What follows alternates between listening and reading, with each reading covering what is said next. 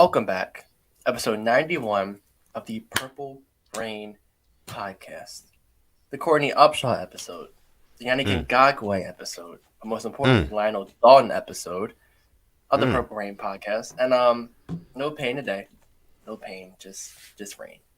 But before we get any further, you can follow us on Instagram at the Purple Rain podcast. I mean, you knew that. Obvious. Follow this guy right here on Instagram and Twitter at Sutton Death. Very easy. Just right there. At Sutton Death. Follow me on Twitter at simplyas10.prod and on Instagram. Oh no, Instagram is simplyas10.prod and Twitter simplyas10. Getting all jumbled.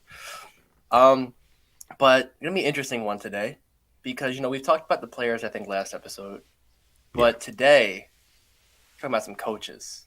There's been some hirings, hirings. There've been firings of all firings, yeah, a lot of them, yeah. And one of our lovely coaches is in the mix for one of them, apparently. So we'll get into that. And I think we'll just evaluate the rest of the coaching staff, I think, and then get some questions. And then, sounds about right. Yeah. Sounds like a typical PRP episode. We tell you guys some stuff, you guys tell us some stuff, and we go from there. But like my guy Alex said, welcome back to yet another installment of the Purple Rain podcast, episode 91. We've got the live chat going. It's going strong right now. The Rain Gang is already in full effect. I see Simply AS10, the man himself, says like the video. Like the video before we get into anything else. Let's just get that out of the way, guys, right? Just like the video if you are in here early. We appreciate you. If you're not watching this live right now and you're part of the hashtag replay gang, we appreciate you guys so much for coming in and joining the show even after the fact, after the live stream is over, because that's real dedication right there. That's real dedication. You had to check back and see what we said, which is very, very, very flattering for us. We love you guys so much. So leave your hashtag replay gang down below so we can love your comment, get back to your comment, reply to it, because we love you guys just as much. But in terms of who we do have here in the live chat tonight, let's go ahead and pull up you guys on screen. We got a Purple Rain Pioneer first and foremost. K-Dog says, yo, what's good, Rain Gang family? What's going on, K-Dog? Thank you for joining the show. Appreciate you, as always. Yolanda B, starting out early and hot, says, can he take Giro with him? Hey, we're going to get into Giro. Hot takes to start the episode. But how you doing, Yolanda? Thank you for joining the show. Appreciate you for coming through. We got Ron TV in the house. What's going on, Ron TV? Elvito52 says, what's up, Rain Gang? What's going on, man? Appreciate you for coming through. Sports Gaming YouTube in the house. How you doing? Lisa's back, says, hey guys, Wink and Greg Roman stays put because I like them. Okay, well, you stick around, Lisa, because we want to hear your takes. We want to hear why you like each and every one of those coaches. So definitely stick around. Darius the Official, another Purple Rain Pioneer, says, Rain Gang, we appreciate you. Taquan Christian, always pulling up, always supporting, says, yo, Rain Gang, Alex and Sutton. So consistent with that. So consistent with that comment. I love it. All Day Esco in the building says, what's good, Rain Gang? Zach is in here, says, we need to fire Giro. I'm assuming that's a typo there. He says we need to fine, but I'm assuming he means fire. Adib Mood is in the house. Fine, yeah, he definitely could mean that. I definitely feel like he owes us a little bit, some sort of compensation is required from Giro at this point. Anyway, Christopher Swain in the building as well. What's up, Christopher? Appreciate you for coming through. I see Griffin here. I see my guy Cam Neal in here. He was one of the first to leave a comment today. Simi is in the building, says, if we lose Wink, Giro got to go with him. Thanks, yeah. So, Jonathan Washington Jr. in the house as well. What's up, Jonathan? How you doing tonight, man?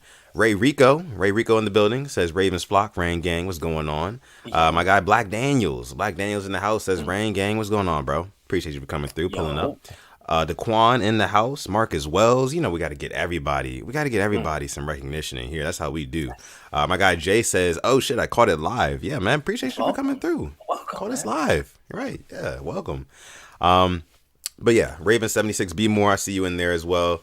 Big shout out to all of you guys, the entire Rain Gang who has showed up. We already got about 34 people watching. We're 4 minutes in to the episode. Thank you guys so much. Make sure you like this video. If you're just getting in here, like this video, because we got a lot to talk about tonight, and we definitely want to get you guys' opinions and thoughts. So yeah, Alex. So the Black Monday was the last time we had an episode. That day has come and gone. There have been a couple more firings. I don't think any hirings as of just yet. No. Right? No hirings yet. Interviews, but no hirings. Right. Yeah. So right now, and most recently, I guess we can go ahead and get this out the way. David Culley our former wide Mm-hmm. receivers coach, was fired as Mm-hmm. Texans head coach after just one season. And that one season, not even having the star quarterback on the team, not even having any draft picks for this season that we just had, like nothing like that. Just gave him 1 year. He's basically like a figurehead almost. Unfair. I mean, I put a little tweet out about it. Mm, Um, what this guy? I mean, he's what, mid 60s, first time head coach, had a quarterback with a legal trouble, had I think mm, the weakest roster in the league, and he yeah, didn't even finish last place in his division. That was to the Jacksonville Jaguars, who had the number. They had 2 first-round picks. The same Jacksonville team spent big time money in free agency. What did the Texans do? Sign Mark Ingram, sign Rex Burkhead, and they signed somebody else at their running back. yeah. I think he overachieved winning 4 games with that roster. I mean, they had Tyrod Taylor and Davis Mills going back and forth. You didn't know who was the starting quarterback. I just Yeah. think it's unfair. I mean, I didn't like him here as a coach. I mean, but he did what he had to with Houston, and I just think it's very unfair. And I think they're probably the worst run franchise in the NFL right now, given the Lions are run Yeah. for their money. But see, like my thing is just like, what is their plan moving forward? Like I don't you're know. firing this head coach, and who else is going to be a candidate? Unless they've had some under the table talks with the Eric Bieniemys of the world, um, guys like that who are really like hot coaching candidates right now. Then I don't know what the reason is behind firing this guy. I just don't. Yeah, and Yeah, they gave up 2 third-round picks as well when they yeah, signed him. We got 2 of their 3rd-round picks, one from last year, now one for this year. So yeah. you're giving up even more draft capital for your future when your team already looks like this now. It just Right. makes no And sense. like you said, we get to keep those comp picks. We're not giving them back. Thank you. You know what I Thank mean? you. Thank you. Exactly. But yeah, let's see. Our guy Jay says top 3 Ravens talk show / podcast. I appreciate you, Ooh, Jay. Thank you so thank you. much. That is Thank you. very high praise. We appreciate that. Reggie Wright in the building says, Rain Gang, what's going on, man? Appreciate you for coming through, Yo. joining the stream. All right. So yeah, with David Culley, man, like Griff says here, he got paid good. He's probably not tripping. I'm sure he'll get hired in some capacity with some other team. But it is, like I said, it is very messed up that after 1 year where he didn't even really have a fair shake at this season at all, they just went ahead and got rid of him. But so we're not in agreement with that. I can't say it's as ridiculous as the Dolphins firing Brian Flores after what he did Yeah. this season and last season, Yeah. but it is still kind of like it's weird. It's weird. And then also fun fact, before we even went live, they basically announced today that with that firing of David Culley, there's only one black head coach in the NFL right now, Mm. and that's Mike Tomlin. So big shout out to Mike Tomlin because he is doing the damn thing, man. I know he's the rival of our he's the coach of our rival team. Yes, but big shout out to him, man, because he has been doing it for years. He's never had a losing season, and I think that definitely goes. I don't want to say unnoticed because a lot of people do know that, but people don't talk about it nearly enough. Like no I losing think seasons at all. underappreciated. Yeah, it's I think very underappreciated. underappreciated, for sure, for sure. Real quick, can Uh, the sure. 3rd-round pick we got from the Texans? I was looking that up. You know who we picked with it? Who is that? Brandon Stevens. Yeah, Thank you. and Thank you, Brandon. Texans. Yeah, exactly. Thank you, Brandon Stevens. He proved to be a Raven this year. He was making tackles. I'm sure Of the course, he's Texans not the would love him most. right now. Yeah, yeah. Of course, he's not the most anticipatory player like safety or not a ball hog, that sort of thing. But he will make a tackle in the open field. That is one thing about Brandon Stevens, and that is something that we needed this year. We're definitely gonna need it going forward as well. So, like you said, man, that 3rd round pick that we got from the Texans, it definitely did work out in our favor. Yeah. Yeah, Just a little uh, tidbit for you guys, in a little case you want to, tidbit. fool some Texans fans. Yeah. But Black there you Daniels chimes in here, says David Culley felt like a scapegoat from jump. Honestly, yeah. I mean, he did though, Yeah. because it's like remember when he first left us and went to the Texans for that head coach position, we were like kind of scratching our heads, me and you here on the show, like, okay, why Yeah. are they hiring this guy, this wide receiver coach, from the Ravens when we were The coming off of worst a very, very passing. bad season passing the ball? Yeah. It didn't really make a lot of sense at all. Actually, no sense. It made no sense. So, And then I just felt maybe he bad was a because his scapegoat. introductory press conference was just questions about Deshaun Watson, literally nonstop. That's like what every question was, and he's just trying to like shake it off. He never was given a fair shot. I mean, Right. I don't care. I mean, even if he had Watson, I'd say, but just the front office didn't back him. They didn't make the signings that would even made them close to a 500 team. So, and they Right. traded away guys. I mean, Whitney Merciless, they wouldn't trade away Brandon Cooks, which I still don't get. I mean, why keep him? It just all around was just weird. And they traded away Mark Ingram too because they let him go back to the Saints.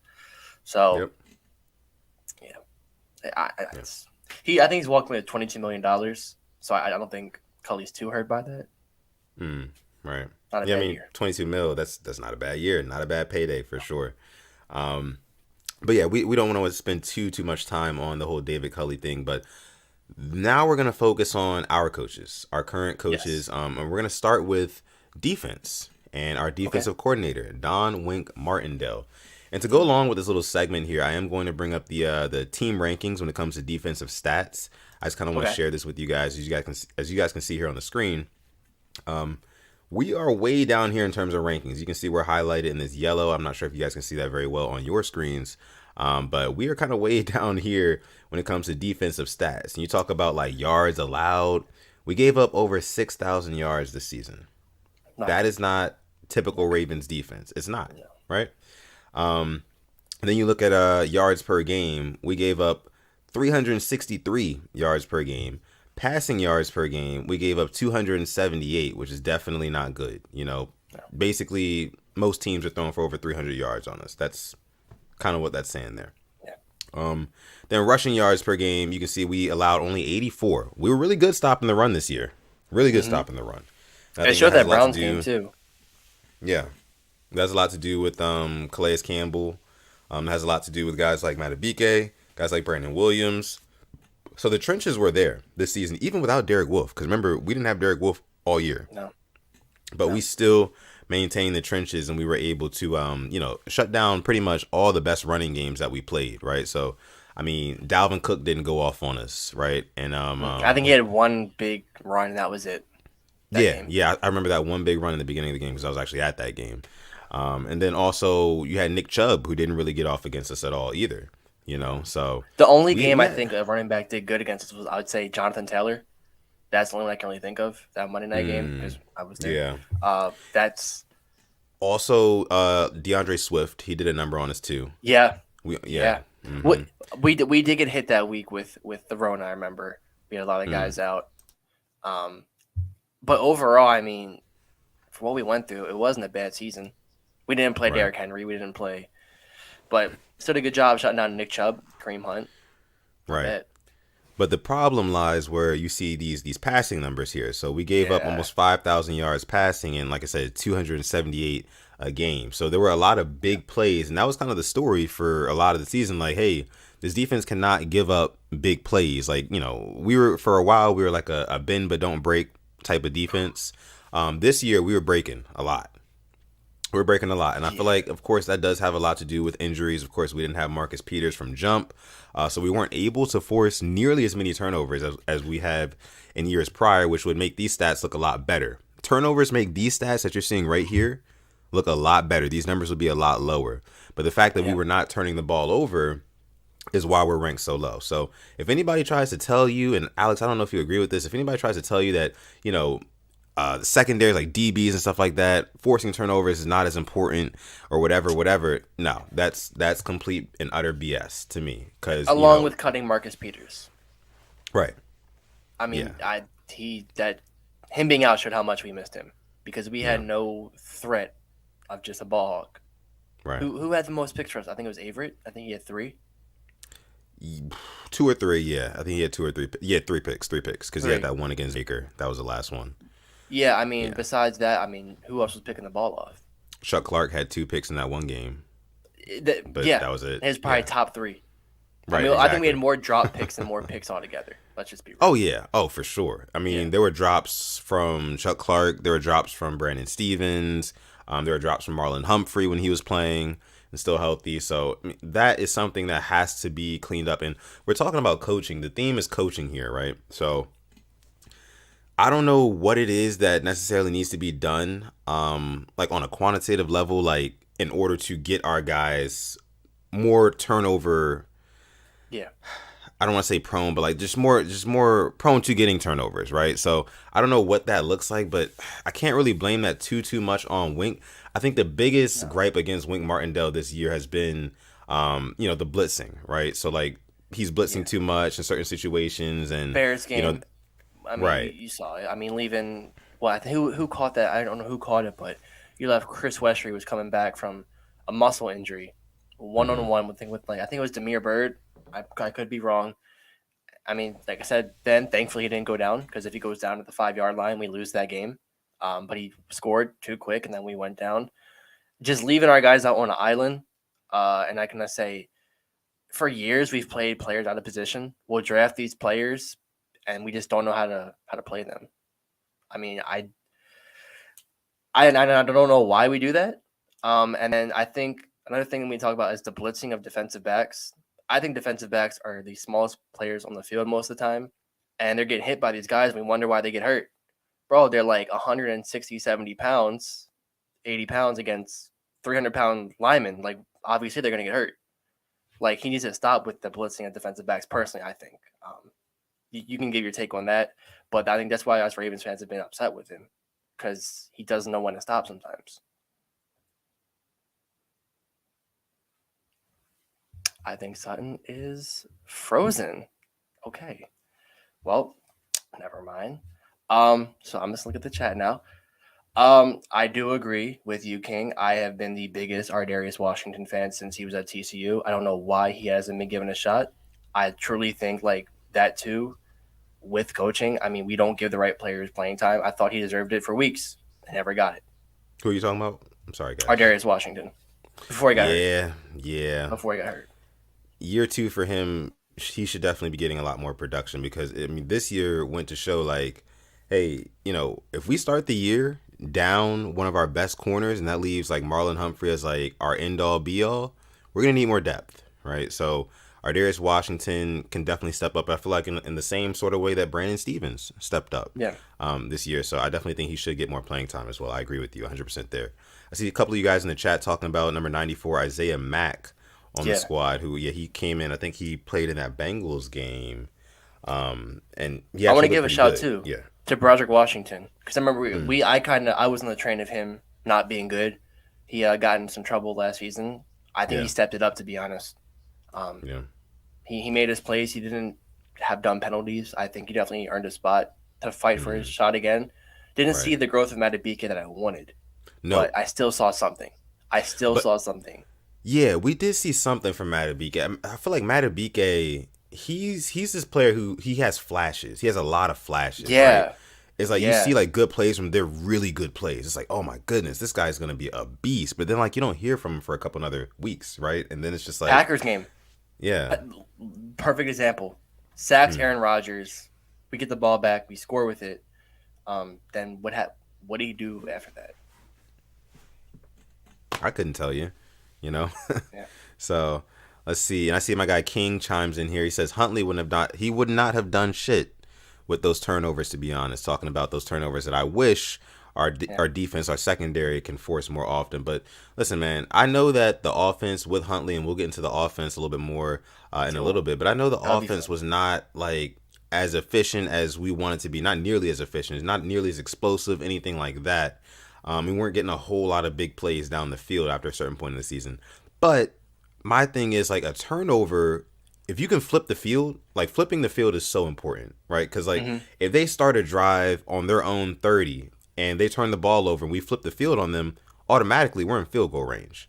Yeah. And people, especially the Ravens coaching staff, they undervalue 3 points all season. They undervalue Justin Tucker's leg and what he can do for this team all year long.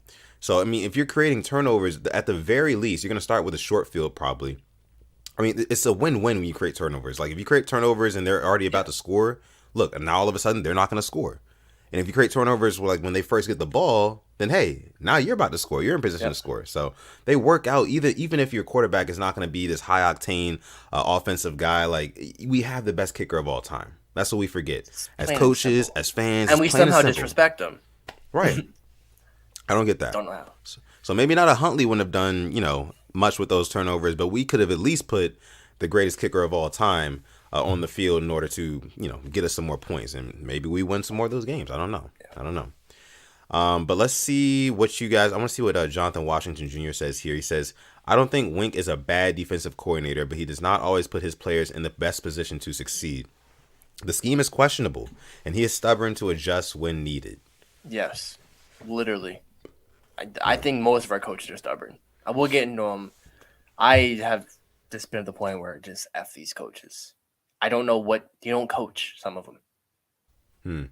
So And you're saying like, since we're you're talking about all- coaches right now, I'll get into it real quick. I think we should fire Rob Ryan. I believe that. Like what has he done?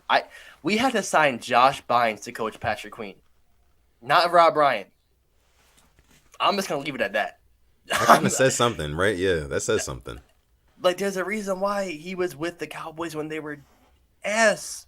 The Yeah. Browns ass. He was good defensively in like 2001, 2003 with the Patriots. Since then, we're in 2021. Time's changing. Yeah. I don't know why. Yeah, that's just I didn't see anything from him.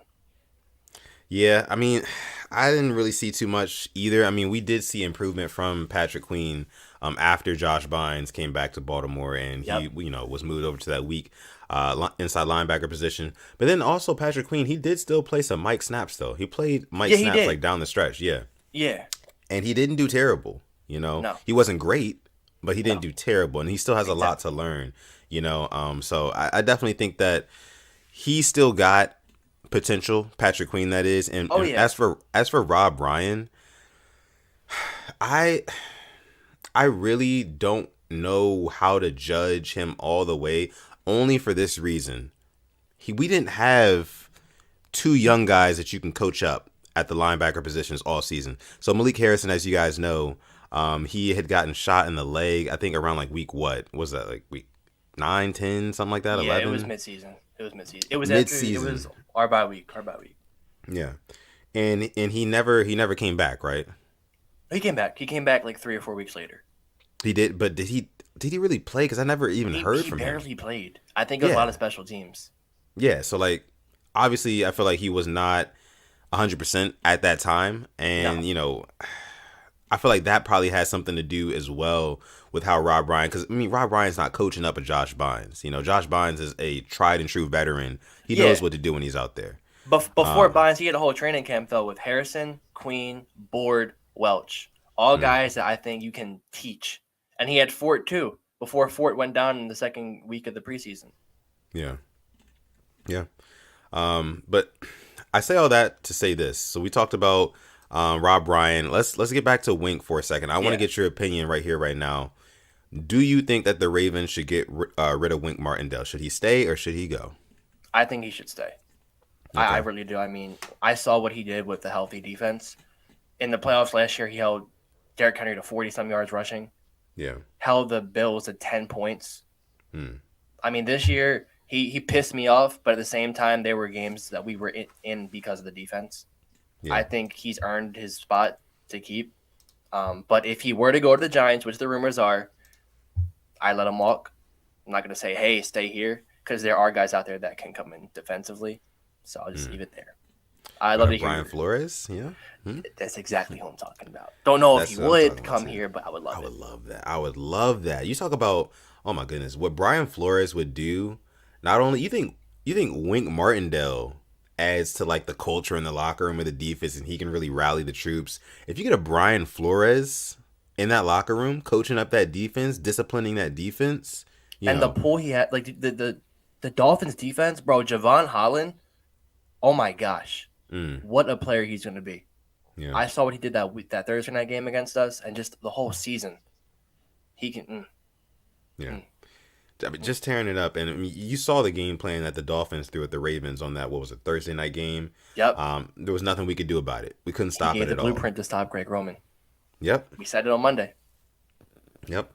Can you imagine, like, Brian Flores getting hired as defensive coordinator for the Ravens after just completely shutting down the offensive coordinator's game plan for the Ravens this past season? Yeah.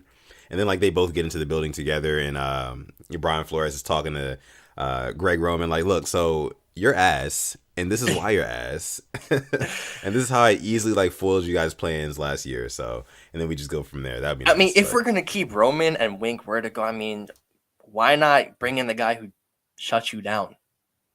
I mean, right, exactly, right. Iron sharpens iron. Am I right?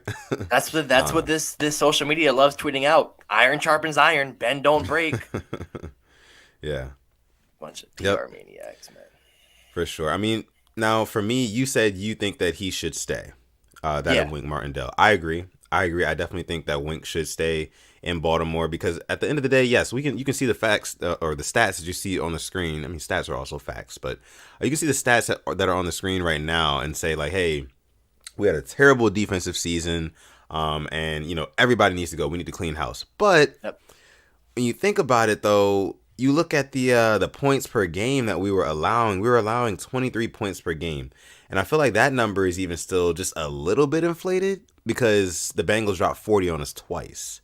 But other games like against the Packers, high flying offenses like the Packers, the Rams, we were really holding them to less than 20 points. How much did the Rams score on us? The Rams scored, I think it was 22. I believe. 22 points, right? It's there. Nobody's really going off against us. Nobody really was going off against us on offense. No, This 20. We past lost season. 20 to 19.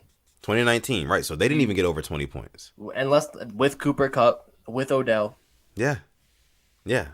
So like with that being said, if our offense is just even a little bit better, we're not even having this conversation right now. We're talking about who we're playing in the first round in the wild card. Yeah. So with that being said, me and Alex, you heard it here first on episode 91 of the Purple Rain podcast. Like Black Daniel says, smash that like button, guys. Smash that like button. Got about 60 people watching live right now. Make sure you hit that like button. Thank you. We appreciate all of you guys. And subscribe if you're new. If you're enjoying the content, you like us, hit that subscribe button. But yeah, man. Like I said, we don't think that not Greg Roman, but Wink Martindale needs to go at this very time and juncture. Now, with that being said, we're going to go ahead and transition to the offense. We're going to talk a little bit about the I offense. just want to know what the chat has to say. I want them to say, with the chat? stay or go. Stay or go. I think I saw most guys saying stay. Okay. Yeah, I seen a couple people say stay, I want to say. But Okay, like cool, Alex cool. said, though, no, if you feel any type of way, just let us know. Should Wink stay? Should he go? And we'll bring What? it up. I mean, we're not going to sit Zach here and just say, says- if somebody says go and gives reason, Right. okay. Zach says, yeah, we need to fire him. Give us a reason. Why do you think we need to fire I'll Wink be happy to Martindale? talk about it. Yeah, let's talk about it. While you guys are doing that, Boz says subscribe or the kids don't eat. Hey. Yeah. I gotta agree. Gotta agree. 100%. Make sure you like this video, guys. Like the video. J Prime says Brian Flores at DC would be nice. Yes, we were just talking about. Chris Reed says stay. Alfonso says Wink can stay, just stop blitzing so much. That goes back to, I can't remember who made the comment just earlier, like 10 minutes ago. He's kind of stubborn. His play calling, even if the blitzing is not really working, it seems like he'll still go back to that because it seems to be like his bread and butter. And sometimes that really does burn us, especially when we're playing against a certain archetype of receiver and quarterback combination. When you have that, quarterback who is like an ace, like Joe Burrow or Patrick Mahomes, who can make any throw in the book at any time, those blitzes are rendered pretty much useless because he's going to find somebody one-on-one coverage down the field and boom, big play, right? And that was kind of the story of the season. The same way, I just lost my train of thought. Oh, the same way he'll blitz Tavon Young. Tavon Young literally had a neck injury, 2 years ago? Last year? Yeah. No, it was 2 years ago.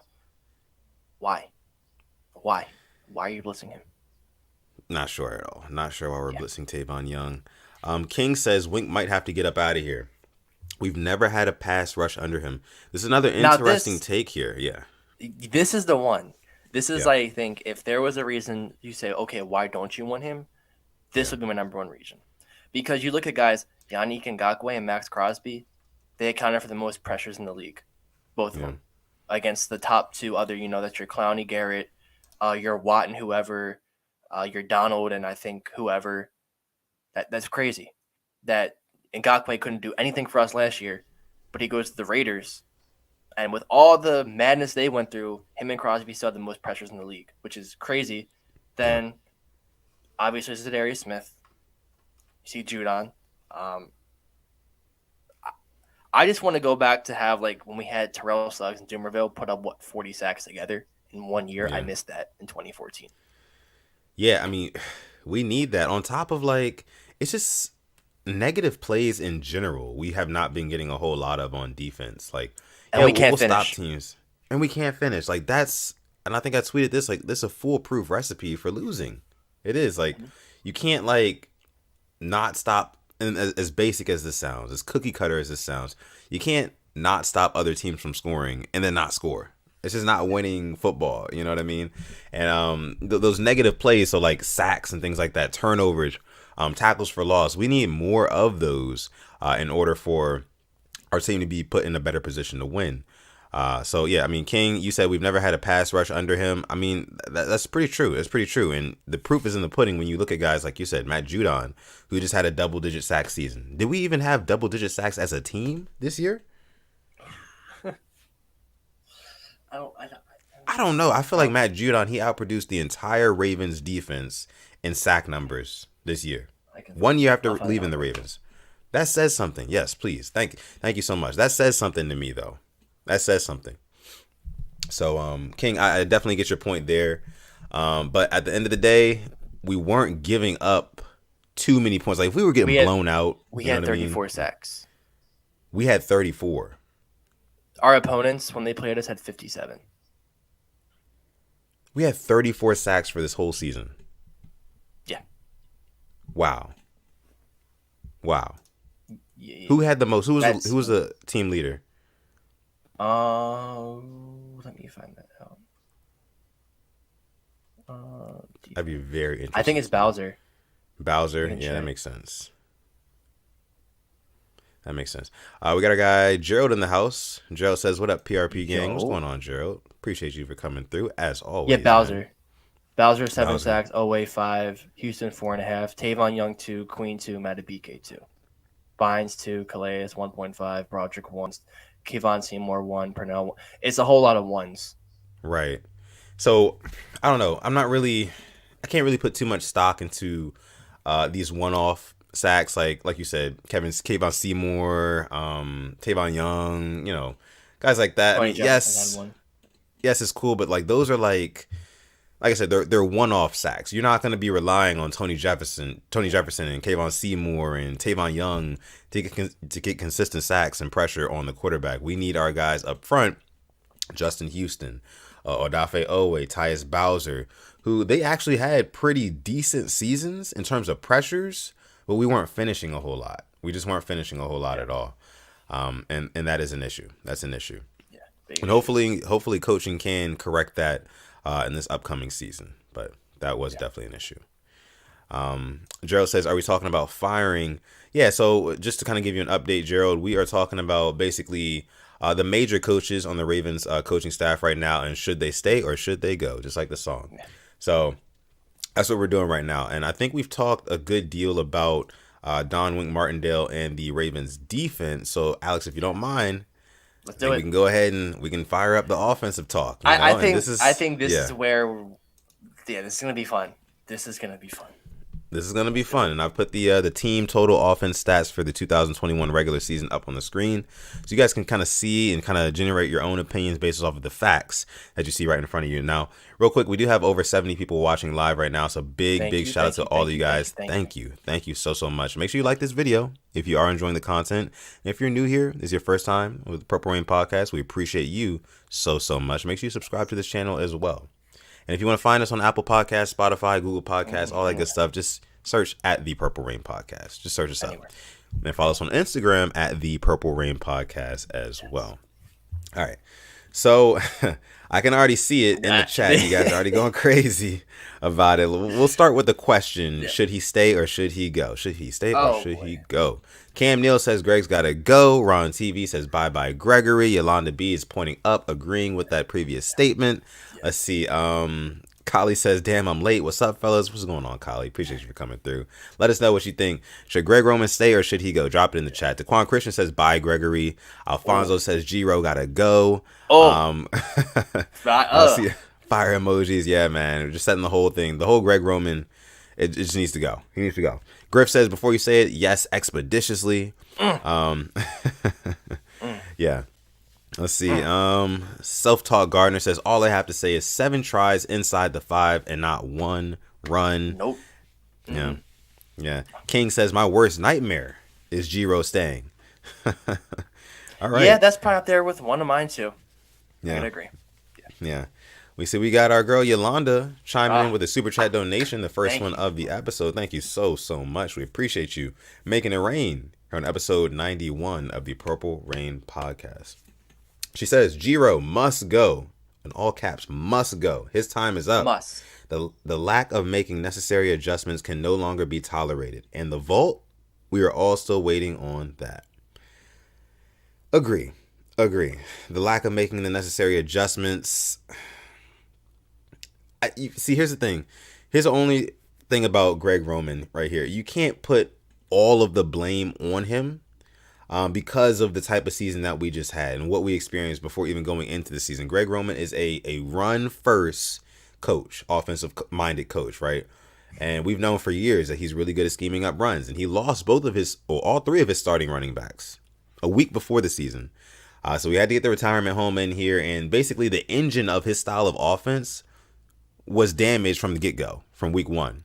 So that is the only reason why I don't think that he will be fired this offseason. I feel like with that logic in mind, the upstairs front office of the Ravens, they'll say, okay, we got to give this guy at least one more chance, because he didn't really have too much of a fair shake in 2021 with the weapons that he had. Now, some of you guys might call BS on that. But those are the facts, He is a run game coordinator, first and foremost, and he didn't have any running backs. So we got to give him that benefit of the doubt, right? Oh, yeah, we do. I just want to kind of just read something to you, and I'll tell you the date afterwards. Okay. Why Greg Roman's play calling is holding back so-and-so, a team. Yeah. Just narrowing down where it really gets mucky, look no further than their 32nd ranked passing offense. They remain dead last in that area, which a team was dead last in passing. This Greg Roman getting blamed, and this article was on November 20th, 2013. 2013. Wow. I was a freshman in high school. I'm now a senior in college. Nothing has changed. Like, right. I didn't even know who Greg Roman was back then. I wish I would have known because I would have started hating him then. That was almost a decade ago. Somebody put out that article. And literally the same things, like you said, that were happening in 2013 with his offense that he ran is happening right now in 2022. Really good at running the football, really bad at passing the football. And this is... Do you know why he got that job with the Niners? Why? He was Jim Harbaugh's right-hand man at Stanford. If, and I mean if, he is fired. Don't let John Harbaugh pick. Don't. I've seen, bro. No. NFL is a business. We hear that all the time. If it's a business for players, it should be a business for coaches. Yeah. But the Ravens do not treat it that way. And I love that you bring that up too, because like you said, they always stress that like this is a business first. You know what I mean? It's a business. If they get cut, okay, then fire him. Right. If it's a business. But it seems like the coaching staff's like it's like an old boys club. It's loyalty everywhere. Like, we're not gonna get rid of you even if we have a losing season. Like, we're gonna give you another shot even if you're not producing. And like they like to say, like, coaches coach, players they play and they execute plays. And at the end of the day, yes, it is on the players to execute plays, but also you're only as good as your coaching staff. It's like you're playing chess, right? The chess pieces are all the players on the football field, but the chess pieces are only going to be as powerful as the player and their mind, controlling them, administering, the game or whatever. So if the coaches aren't up to par and they're not calling the necessary plays, they're not getting our guys prepared, just like how it seems like we were so unprepared in the past couple playoffs and we're not even making it this year. Things are not trending in the right direction. So with that being said, something's got to give. So yeah, I agree. And I can just keep on going. This same article, clock management, sporadically burning timeouts as soon as the first series at times. Yeah. The 49ers have a lot of issues on offense. One of them is nothing to do with adjustments. It's just how you have to be able to get to the play in at the quarterback And then there's a certain time when the play clock is at 0 and you aren't even at the line. Right. Like, bro, like reading this right now. Oh, here we go. Red zone scoring. Who would have thought red zone scoring after a couple years of Greg Roman at the helm would be a problem? Ravens fans surely haven't seen that. His play calls haven't been clear. I mean, think about the Niners had. They had Crabtree, who was a first-round pick, Delaney Walker. They had Randy Moss. I mean, I know he wasn't in his prime. Frank Gore. They had playmakers. Yeah. He couldn't score with them. And then here we go. In week 10, they had a game against the Panthers. They had 3 red zone opportunities. They could have been 21-0 up. Instead, they settled for 3 field goals. The Panthers won that game 10-9.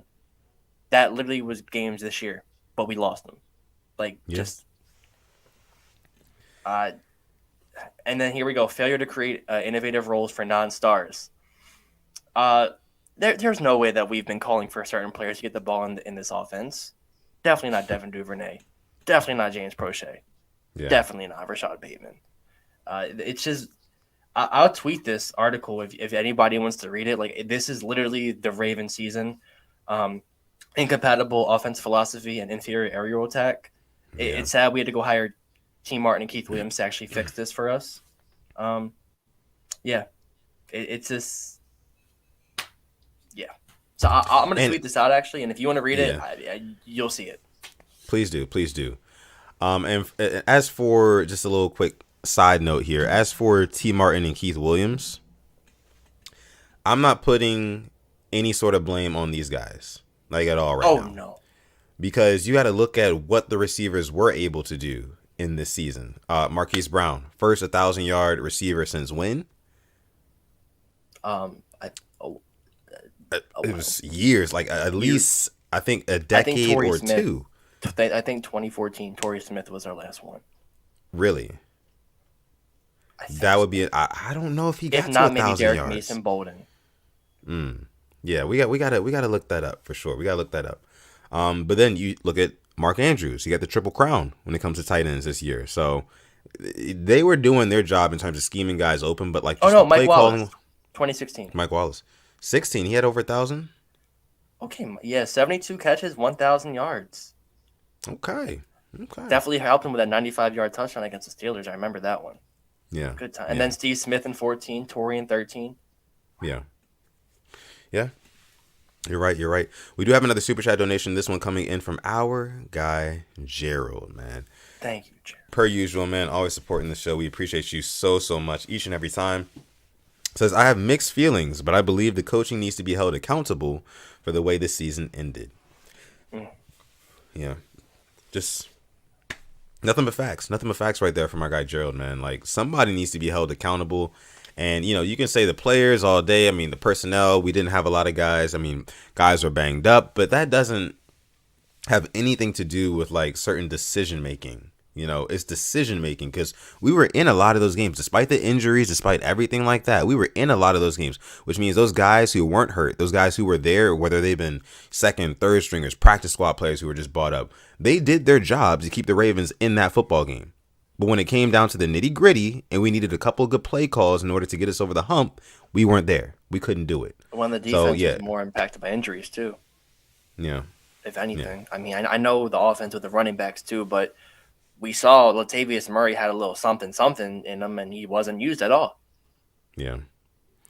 Let's see. So thank you so much, Gerald, for your super chat donation. Like I said, we appreciate you each and every time. Always coming in here and making it rain here on the Purple Rain podcast. Nice talking points as well. Big. Of course. Big. Always doing that. But this is episode 91, guys, of PRP. We have about 84 people, 85 people watching live right now as we speak. So thank you guys so much. Make sure you like this video. Leave a thumbs up. Yes. If you're enjoying the conversation, the discussion tonight, make sure you leave a thumbs up. And also make sure you leave in your 2 cents in the comment, in the live chat, because we want to hear from you guys too. That's kind of the whole point of this podcast. We want to hear from you guys. So give and take. Yes. Let's see. King says passing improvements are solely down the new coaches we've seen the real Giro previous years. Yeah, and that's what we're kind of saying here. Yeah. T. Martin, Keith Williams, they are definitely. Cam Neal even follows it up here. Says those 2 coaches are to be credited heavy. Yeah, it was only their first season. All right. See, this is. I don't want to sound like that fan, but Yeah. I'm gonna talk about the pool. I'd say of a T. Martin or a Keith Williams compared to a Greg Roman. All right, and I'm a Sammy Watkins fan, but the pool of Greg Roman was Sammy Watkins. Yeah. The pool of T. Martin and Keith Williams is a Devontae Adams, a Tyreek Hill, hell, even a Juju Smith-Schuster. Yeah. That's the different kind of coaching these guys have and the type of respect they bring in this league. Yeah. So, I mean, Devontae Adams to me, best receiver in the league. It's simple as that. Tyreek Hill, top 5. Yeah. I just Greg Roman just has no respect, I think, from any defensive coordinator. Because if they were respecting him, they wouldn't have ran cover 0 every single time because they know how to beat it.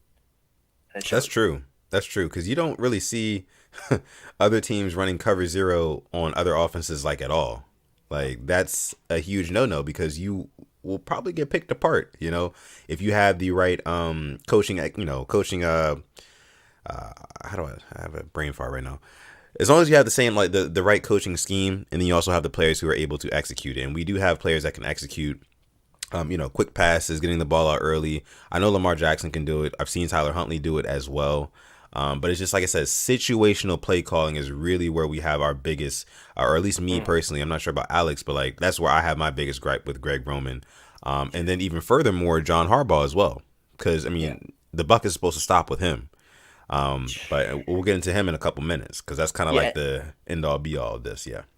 And I mean, my biggest, I think, problem with him too is that when he had Huntley in there or Josh Johnson, it was the quick passes that we never used with Lamar. It was the slants. It was the out routes. Where was that for Lamar? Because that helped the game out a lot better. I think it helped us kind of – that was him scripting the play. But it would be like Rashad Bateman had 2 or 3 targets the first series that wouldn't get the ball whatsoever the rest of the game. That's kind of where my problems lay too. Right. And he would get the ball and catch him for first downs. Yeah. And then we just wouldn't see him anymore. So definitely don't know what that is all about. But I think to wrap up this here, kind of what we are saying is, yes, G-Row needs to go. We are in line with the popular opinion amongst Ravens fans because we've seen the same old song and dance for too many years now. And listen, our window is closing faster than you guys think. It's closing. You know, our window was as wide open as it could be back in 2019. We are now in 2022, about 3 years later, you know, and we haven't done basically anything since then. No. We have 2 playoff wins in the last decade. I want better for my organization, for my franchise. So with that being said, we need some new blood at OC. And if that makes you a fake fan, then I'm right there next to you. I guess one final thing for me for Greg Roman. This dude won Assistant Coach of the Year in 2019. How many job interviews did he get? None. And where is his name been head coach talking? He's not that good of a coach. And if he is, get his balls out your mouth. All right, it's that simple. That too. This dude bro, David Culley got a job before Greg Roman. That's embarrassing. Culley. That's my Culley. final. That's just my final saying on this. I'll leave it there. Yeah. David Culley got a job. Got a head coaching job before Greg Roman. Joe Judge did. Urban Meyer did. Joe Judge, Urban Meyer. When you think about it, that tells you all you need to know right there. Tells you all you need to know. Let's see. D Zapian with another super chat donation. Thank you so much, D. We appreciate you for coming through, supporting the channel. Says, imagine losing Lamar to Pittsburgh. That would really suck. I mean, this is a hypothetical of all hypotheticals, but yeah, that would really suck. I mean, I don't think we would ever, you know, let Lamar go to. I don't think we would ever let Lamar walk. I definitely don't think we would let him walk to a divisional opponent. That doesn't even make sense. I hope not, but yeah. So, but like if we don't start treating him right and doing right by him. So getting him his contract, getting him his protection on the offensive line, and not just saying, hey, you know what, we're going to go out and get a couple guys in free agency. We're going to get Alejandro Villanueva, who has the past couple years not been a very good offensive tackle. We had Steeler fans telling us that. Yeah. That's how bad from day one. Yeah, from day one. Thanks, boss. Right, exactly. So, you know, you're going to have to do more to show that you're making a true investment into your quarterback one. So And that's just to keep him happy because he is a franchise quarterback. He's proven that he is the guy. So, and he proved even more in his absence, arguably, that he is the guy because we didn't win games when he was not on the field. So, yeah. But thank you so much for your super chat donation, D Zapian. We appreciate you so much. Before we get out of here about the offensive stats, though, just kind of looking what you guys see on screen right now. Our offensive numbers were not bad, right? So you see, like, in yards a game, we had about 378 yards per game. A lot of these are padded because we're still really good running the football. So if you notice, you look here, we are one of the top teams in running the football. Yards per game, just rushing yards, just complete, like, total. We are one of the best teams in the league still at doing that. Even without our best running backs, even without Lamar Jackson for a third of the season, we still did that. I don't want to go back to Greg Roman either, but it's the whole running thing too. His run game is built around our quarterback instead of our running backs, if that makes sense. We have running backs for a reason. And like I just feel like without Lamar, like is he even an offensive coordinator in this league for any other team? Or is he just a run game coordinator? Yeah, it's just like, can we start calling it how it is with Greg Roman? Like, he's a run game coordinator. You get him in your building as your run game coordinator and you're good. You're set. Yeah. You know? But it's when you start giving him control of the entire offense, I mean, it seems like the passing game does get neglected until we absolutely positively need it. You know? And then we have to bring it out, and we show no creativity. That's another one of my biggest gripes with Greg Roman. There's no creativity. I was watching what game was it the other night? I believe it was there a Sunday night game the other night? There was somebody, I think Raiders Chargers. Yeah, that was a great game. It wasn't that game though. It was the Rams versus somebody, I want to say. Rams Niners. Oh my god. Rams Niners. Rams Niners. I saw a play. Niners. It was like a jet sweep. It was a jet sweep to Deebo Samuel, and then he throws the ball downfield for like a 40-yard gain or something like that. And I'm just thinking to myself, like, hey, we have a Devin Duvernay. I'm sure he's capable of doing something like that. Why do we not have any plays in the quote-unquote vault that can get us these free 30, 40-yard chunk plays that's going to build the morale of your offense and push you down the field and potentially put points on the board? We just don't see any of that. We haven't seen any of that in a long time. And like I said, with that being said, Greg Roman, there's no reason, there's no rhyme or reason to really keep him in the building other than the fact that, you know, all his running backs got hurt before the season started. You know, he didn't even have, on the other side of the football, he didn't have the playmakers who can force turnovers on defense to get him the ball back and put him in advantageous situations for his offense. So that is going to be the excuse. We know that. That is going to be the excuse from the Ravens front office as to why they keep Greg Roman in the building for yet another season. But us as Ravens fans, we see through all that bullshit, man. We do. And it comes down to the situational awareness, and situational coaching is what we're lacking right now. And with that being said, we'll go ahead and we'll transition off of Greg Roman and we'll start talking about head coach Harbs. But first, we do have a super chat to let you know. Oh, we do? I didn't even see. Yeah, we do. Yeah. We do. We have another one coming from Delano Gill. I was appreciating the passionate. I couldn't interrupt that. I loved it. Yeah, man. You know how I feel about these Ravens, man. Let's see. Delano Gill says, "Keep doing y'all thing, gang. Steeler Nation. Appreciate you for coming through, donating, man. Much love. Absolutely. And we have absolutely. Our majority is Ravens fans, but we do have a good amount of Steeler fans that come through. We do. I appreciate it. Much respect. Much respect. It's really cool. But yeah, let's see. Let's see just a couple other things you guys are saying before we start talking about Harbs a little bit more. Let's see. Black Daniel says, jet sweeps aside, Duvernay is highly underutilized. Yeah. I've seen, just like you guys have seen, we've seen Devin Duvernay move the chains in the regular passing game. You know? Toe tap touchdowns. Like, the awareness of where to stay in. Where is Lions game, Vikings game? Those two games. Like, I just feel like if you put this offense Jeez, how do I want to put this? If you put this offense and the personnel that we do have on the field, and say you put them in the NFC, I feel like our offense is a lot more explosive. And that might not make sense to a lot of people, but like, there's something about the NFC that like they're more productive on offense. Have you noticed that like throughout your time watching football? I can understand. I get that. They have look the at that. You look at the right. NFC West by itself. Every team. Yeah, because I mean they have sharper offensive minded coaches, Sean McVay, Shanahan, Cliff they're like Kingsbury. Kingsbury. Like the AFC really doesn't have. It's more hard nosed, play defense, run the football, that sort of thing. In the AFC. But like I said, if you put the personnel of this Ravens offense in the NFC and put them with a Sean McVay, put them with a Shanahan, put them with a Kingsbury, like you said, they're the number one offense in the league with all those weapons. Especially considering if you get back a Dobbins and a Gus Edwards, I don't really see any other offense that can outproduce them. Especially when you have Lamar Jackson at quarterback, he can do what he does with his legs and his arm. And that means utilizing your first round pick. Yeah, I that mean, too. the Bengals did it. First round receiver. I'm not saying Chase or Bateman. I'm not comparing them. I'm just saying they were both first round picks. I get Bateman was hurt, but was barely utilized. Leave it at that. Yeah, yeah. Tanja put a nice little bow on this. No creativity at all. Yeah, and that's It's the really issue. that simple. It's really that simple. Exactly. All right. So let's go ahead and transition into head coach Harbs.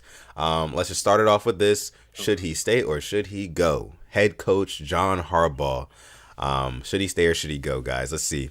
Andre Mir What do says, you think? Oh, yeah. Well, yeah, I'll tell you what I think. I think that John Harbaugh, he's one of the coaches where he needs another year. I would give him another year, right? So it's very tough to say that because, like I said, the buck is supposed to stop with him. And then when it comes to these situational coaching moments where we don't make the right play or the right call, we are looking at him because he is the head coach. You are the head coach. You have the ending say on anything that the Ravens do on the football field. So for that reason, like it's kind of I'm kind of at a crossroads, but for all the things that John Harbaugh has done, he has an amazing tenure with the Ravens. In terms of like just winning games, the Ravens are always in it. We're always in it, but there just needs to be a few tweaks, and I think that really starts more so with the offensive coordinator because defense has always been great. Defense has always been, I don't want to say like number one, but defense has always been solid. Like we said, we feel like we had a bad defensive year, but we were in so many of these games and we were holding so many of these really high octane offenses to under 20 points. So I can't say it's the defense. And Harbs, like I said, he has a Super Bowl with the Ravens and he has won a lot of games, especially in the regular season with this team. But with the offense, Roman really hasn't done much of anything. So I think that he needs to go. Harbaugh needs to stay. I agree. I think I would keep him. I look at even 2015, we had those injuries. Every damn game was one possession, I believe, even except like the game against the Seahawks, they blew us out. So my thing is, like I said before, if you're gonna fire a coach, bro, I don't care. It's a business. It's not if they're your friend. If they're your friend, bro, you can help them get a job somewhere else, and if they do good there, then maybe you can bring them over here. But you do what's best for the team. I mean, it's really that simple. I'm tired. We've seen it with Mark Trestman. I don't know. Mark Trestman was a failure. Marty Morningwig. And now with Greg Roman, just because he was your brother's right-hand man at Stanford, where's your brother at? He's in college. Yeah. He'll probably be back in the NFL, and let's see how long that lasts. I'm going to give him another year just with you. This year I did grow to like him again. I was not a big fan of him before, and I don't want to use the injuries. I'm not going to use that. I did see something with his team, but at the same time, some of his decisions, they weren't it. And I think that this owner should step in. I really do. Yeah. I think it's time too, because I definitely think the owner should step in because, like I talked about before, man, we have a window. We do have a window. Very soon here, we're going to have to pay Lamar Jackson. We're going to have to pay a lot more guys. We're going too. into year 5. Yeah, we're going into year 5. So it's like something has got to give. And that's kind of like the theme of this episode with like the coaches. Something's got to give, right? We have the talent. Of course, we didn't have it all at our disposal this year, but we can't really use that as an excuse because the Ravens were in so many games. They were competitive in so many games this year, and we fell short because of a lot of the late game decision making. So like I said, with that being said, something does have to give. Now, I do have a comment in here from our guys from LBHT. So lunch break hot take. Big shout out to them. If you're not already subscribed to them, make sure you guys go ahead and subscribe to their channel as well. They do talk Ravens football as well as Carolina Panthers football as well. But they say no head coach and QB combination has won a Super Bowl together if they haven't done it within the first 5 years. Harbs is entering year 5 with Lamar Jackson. It's an interesting stat there. You know? So, I mean, like you said, to our point again, there's a window.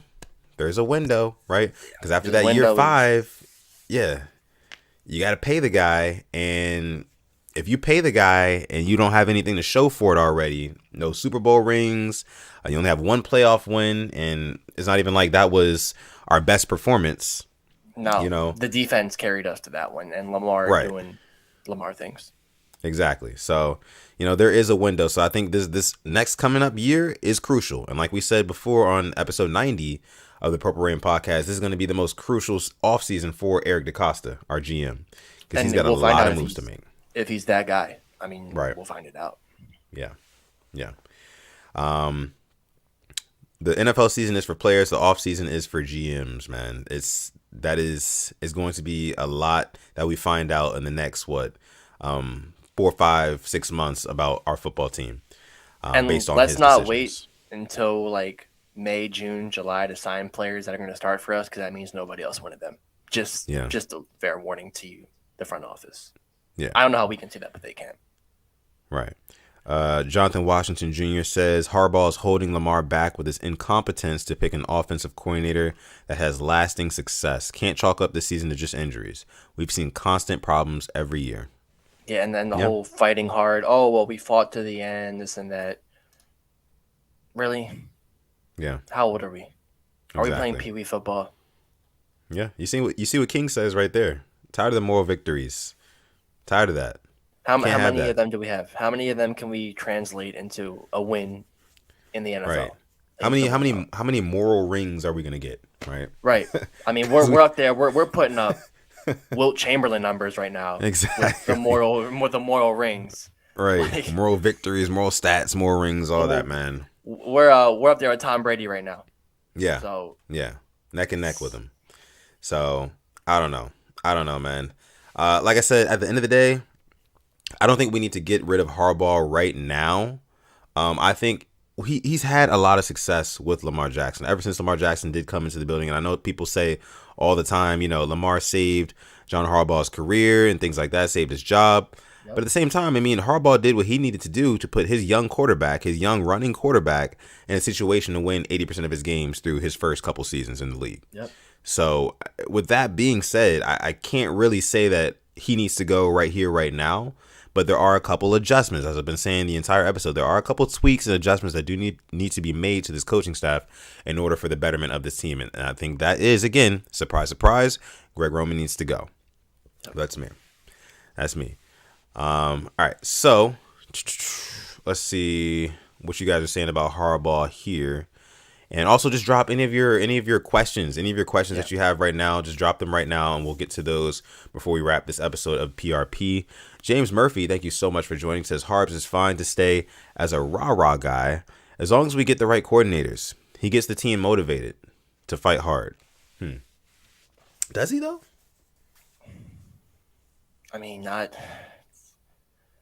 Not on like a Mike Vrabel level or something like that, right? It's been a while.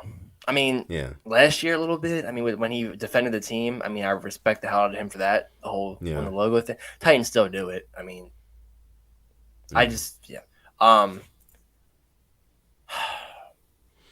head coach isn't supposed to be the rah-rah guy though. No. He's supposed to be the head honcho, The head coach isn't supposed to be a glorified cheerleader. Right. He's not a figurehead. Like, that's not what he is. Like, he should be. I don't know why. It's mainly with the offense. I know Wink has his struggles with blitzing and being stubborn, that sort of thing. Excuse me, but with the offense, like when we are not a good red zone team, and we're consistently not a good red zone team, that comes down to coaching because you have a shorter field. So you need 10, 20 yards to get in the end zone to score 7 points, score 6 points technically. You guys know, and we were not able to do that all season long. We couldn't do it. We didn't have any plays in the quote unquote vault No plays in the vault to get 20 yards, to get in the end zone, to put our team back in the game, to, give us a bigger lead. Nothing like that. We couldn't do it all year, even with Lamar Jackson. We struggled. So, like I said, with that being said, and here's a common theme, something's got to give. Something has got to give. And yeah, and Harbaugh, he definitely needs to have, or at least maybe the owners need to have a sit down talk with John Harbaugh and say, hey, look, man, you don't have the longest leash anymore, right? We've So underperformed. we've underperformed. Last 10 seasons, we've got 2 playoff wins under our belt. 2 of them. 2 of them. So it's like, that. It's just not going to cut it. You see teams like the Bills who have done everything right. They got a young quarterback, got a young roster. You can see where they are. They're prospering pretty much every year, and they're winning multiple playoff games. Who everybody wants. Leslie Frazier interviews everywhere. Yeah, constantly. So, yeah, man, it's something has got to give, and I'll keep saying that. I'll wear that out. Something has got to give. But let me see what questions you guys have down here for us tonight. Let's see. Andre says, I know a lot of people aren't too hot on Hollywood Brown right now. Should the Ravens use the 5th-year option on him and when it's time? I believe so. It's a lot of recency bias, but I believe so. With Lamar at quarterback, Hollywood, they're going to put up numbers together. What is your current assessment of Hollywood Brown? Is he wide receiver 1, 2, 3? Where's he at? Hell if I know right now. Plays like a wide receiver 3 under Huntley and Josh Johnson. Plays like a 1 under Lamar. Now, do you think that's because like Lamar tries to force him the ball? I just don't think he has. Honestly, yes and no. I mean, I just don't know why he doesn't have chemistry with any of the other quarterbacks compared to Lamar. I think it's like even that. Like, this shouldn't be a conversation right now. But I don't think he's as safe as a target, as like other guys on our receiving corps. So like a Devin Duvernay, Rashad Bateman, Mark Andrews, bigger bodies. And for these backup quarterbacks that come in, even with like these quick throws and things like that, would you rather throw to 5'9" Hollywood Brown, like 180, 90-pound Hollywood Brown, or would you rather throw it to a 6'2" Rashad Bateman who has or Mark Andrews who has a much bigger catch radius, I think that might be some of the reason why. But when Lamar's in the game, he's like, forget all that. I know Hollywood is Hollywood. He's gonna ball out if I get him the football. And that is what we did see. That's what got most of Hollywood's receiving yards was when he was playing with Lamar Jackson. And what's crazy is when we asked for screens, we got screens. We just got way too many of them. They worked amazing in the Vikings game. Yeah. Then we went to Miami. We ran the screens, and then what happened? It's like finding that one play in Madden that works, and you keep running it online. Then somebody figures it out, but you still keep running it, and it just doesn't work. That's how it feels like sometimes. Yeah, it does. It literally does. But like I said, man, going into this next season, I really, really do hope that Hollywood Brown can take that next step forward, especially hopefully we rebolster the offensive line. I think Hollywood Brown can also really, really benefit from getting our legitimate running game back. So teams are stacking the box more, loading the box, putting less emphasis on him. I feel like that'll allow him to get down the field a lot more and make a lot more plays next season. But just what I think right now, man, and I know he didn't have the best season in his rookie year, but Rashad Bateman, he's my wide receiver 1. He's my wide receiver 1 for all intents and purposes. I've seen him do everything that we have asked him to do, that we have expected him to do. Right, so just make the catches, number 1. 2, effort after the catch. He does that as well. Number 3, 50-50 balls. That was a huge point of emphasis over last offseason that we talked about in a lot of different episodes of this very show. We needed a receiver that can go up and catch the 50-50 balls. He is that guy. And he did all those things. He proved all those things in his rookie year without the best running game, without Lamar Jackson for a lot of the time he was playing as well. And I think the sky's really the limit with that kid. So I think right now I got Rashad Bateman as my wide receiver 1. And then kind of everybody else is underneath him. I'll put Hollywood at 2. Not really counting Mark Andrews, of course, but don't even want to count Sammy Watkins. But that's just what I think. No, Watkins is a free agent, so you don't have to mention him. Right. Yeah. Okay. My thing, I don't want any. Bateman, I think, was brought here to take pressure off of Hollywood and vice versa. And I just know this. I know how some of the people in the fan base are. They're going to put way too much pressure on Bateman. He's going to have one drop, and you know how it goes. And I agree Yeah. with you on everything you said. I think as well, I think we have people that just expect way too much of these players. Actually, not even. They expect too much out of the coaching. Like, you think the coaching is going to do him well? You really do? With Greg Roman, let's say Greg Roman stays. Bateman isn't our receiver one. He's not. He should be, but he's not. Prochet's going to It's still just be sad. inactive. Yeah. That's You another thing send too. Prochet. You send Prochet to the Chiefs. Oh my goodness. You send Prochet to the Rams, He the will get the ball. Packers. It's just, Yeah. and then if you, it's just Yeah. the It's potential is there. The potential is all there, but at what point are we going to blame the players or the one yeah. coach or two coaches? Yeah. Let's see. Black Daniel says, I want Prochet on the field, period. Definitely, man. He's proved it time proven and it. time again. Kind of like Sure with Bateman. hands. Yeah. Literally with Bateman. Like, Bateman's proved it, doesn't get targets. Prochet's Yeah. proved it, doesn't get activated. Yeah. Makes no sense. Makes no sense at all. I saw another question in here. Can't remember who it was from, but it was a question regarding, I want to say, Lamar Jackson. Until I find that one again, let's bring up another one here. Let's see. Oh, no. I think I see the one that I wanted to bring up. It was C Iron Addict here, and somebody else also mentioned this as well. Who would be the candidates you guys would like for the draft? So we have the 14th pick in this coming up draft.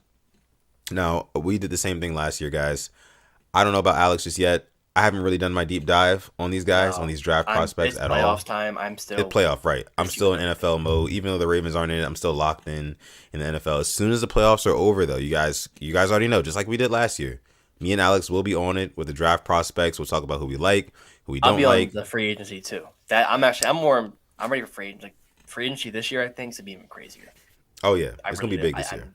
There's some names out there that I want, and one of them starts with the Honey Badger. Right. So that's Okay. That's a little sneak peek. So. Now let's see.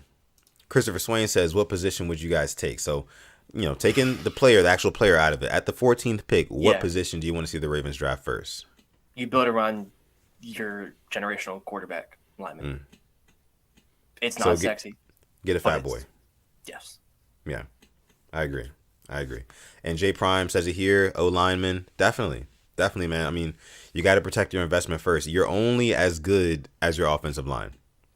Like your whole sign team. one in free agency too. Sign one. I'm not opposed to letting him maybe sit behind, maybe him learning. I'm not opposed to all that, but I do want a lineman to protect him, and if not, then maybe a cornerback, maybe a Sauce.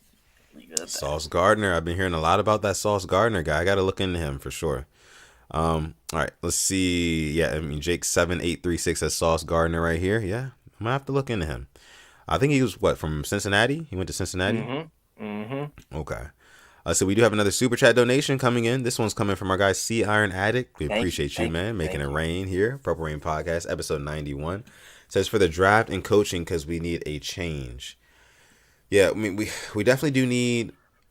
We need to retool, and through the draft for sure. I definitely think, like we said, getting some fat boys to protect Lamar Jackson. Like, we need that more than ever. We have to protect our investment because we're going to have to invest in him very, very soon, and that is Lamar Jackson. So there's no point in paying him all that money unless we get guys on the offensive line who can keep him upright long enough for him to make plays. And then coaching, like I said, like I've been saying all episodes, something has got to give. We need a change. I think definitely on offense. I think G-Ro has got to go. Yeah. So let's see. All right. Can you pull up Marcel's comment real quick? I can. Yes. That's worst case scenario. Okay. So Marcel says, I think Wink is gone and our linebacking coach Rob Ryan will take over the defense.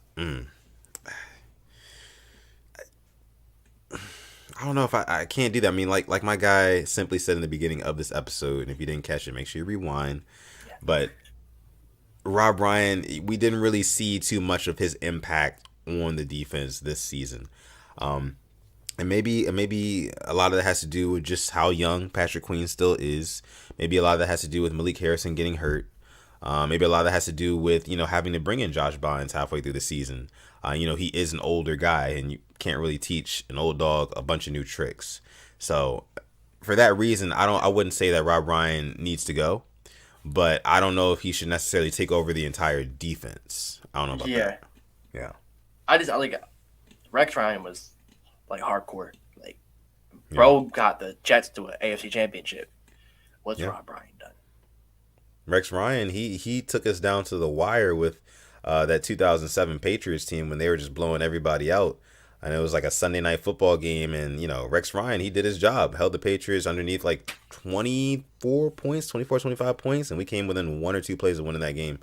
Rex Ryan, he was definitely a savage, man. I missed him. I'm not saying we should. I'm saying that's the difference between these two people. Yeah, the two brothers, right? Yeah. All right, let's see. Vic, we got a guy, Vic, with another super chat donation. Thank you so much, Vic, man. Appreciate you. Not only for coming through, donating to the stream, just supporting us in general. Says, big thank you. Says, imagine having an offensive-minded head coach like Andy Reid or Sean McVay. Tired of Harbs. Yeah, when your coach specializes in special teams, it's like, all right, I don't want to say what are you good for, because Harbs is a good coach, but like, we got to go one way or the other. You win these games either by defense. We know defense wins championships, but sometimes your best defense can be a good offense, and we don't have a head coach that specializes in either one of those things. So I feel like what he does is he defers a lot to Wink Martindale, as he should. These guys' jobs. He refers or defers a lot to Greg Roman, which I think he shouldn't, because it's kind of proven, like my guy Alex said, there's an article that's been out for almost a decade talking about how not Wink Martindale, but Greg Roman is not the best offensive coordinator.